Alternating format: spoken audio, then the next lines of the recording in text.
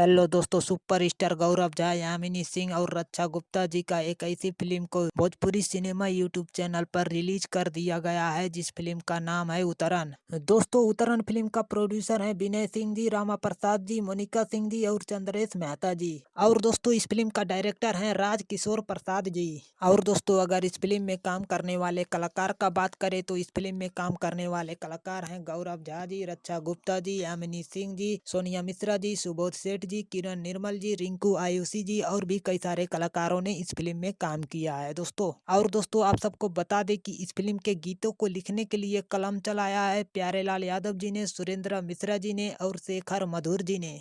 और दोस्तों, आप सबको बता दें कि ये फिल्म पारिवारिक कॉमेडी और रोमांस से भरपूर फिल्म है दोस्तों। और दोस्तों, इस फिल्म के बारे में कुल मिलाकर यही कहेंगे कि ये फिल्म बहुत बढ़िया फिल्म है दोस्तों। जी हाँ दोस्तों, ये फिल्म बहुत बढ़िया फिल्म है दोस्तों। तो चलिए दोस्तों, इस फिल्म का रिव्यू यहीं पर खत्म करते हैं दोस्तों। अगर इस फिल्म का रिव्यू आप सबको अच्छा लगा हो तो लाइक, कमेंट और सब्सक्राइब जरूर करिएगा दोस्तों। चलिए, धन्यवाद दोस्तों।